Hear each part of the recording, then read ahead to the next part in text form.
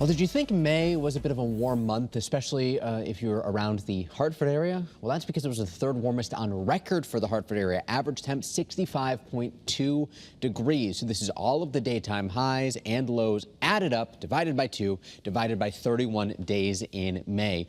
So we ended with the temperature departure of 5.2 degrees. We also ended with just a bit of a deficit for rainfall, but that was certainly not the case if we go back to the start of meteorological spring, which ran March 1st through May 31st.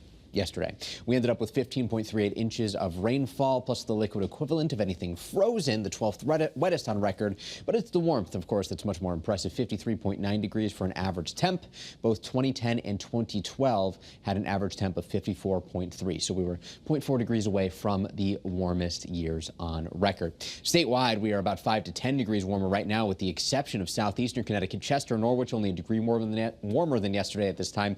Groton, 3 degrees cooler, but dew points still in the 40s for most. Very dry air locked in place, and when you step outside, you can really feel how little humidity there is, and that means that we have great weather on tap tonight, as temperatures still stay around 80 inland at 7 o'clock, 73 at the shoreline, and we'll bottom out in the 50s. By 7 o'clock tomorrow morning, we're already recovering. So if you want to get out there tomorrow morning, get some yard work done, or just spend some time outdoors, the weather certainly will cooperate. Inland, we're expecting highs well into the 80s. Again, along the shoreline, we'll likely see some 70s, a bit of a split. And over the last 6 hours, we have been clear, we've been dry. To our west, we're watching clouds start to build, and this will have a bit of an impact on sky coverage tomorrow. It's all associated with this area of low pressure that's starting to form near southern Illinois right now. And as this high pressure moves away from us, we will see that move a bit closer. And it does bring the risk of perhaps a shower on Monday morning. Watch First Alert Futurecast showing the mix of sun and clouds, becoming mostly cloudy once we get toward and past sunset tomorrow. Here's the pre-dawn hours on Monday. A couple of spotty showers passing through, and guess what? Developing sunshine Monday afternoon. But we don't have to wait till Monday to see sun. You can step outside right now. Lots of people out in Mystic enjoying the walk along the Mystic River. Here's the view on our iCam in New Haven.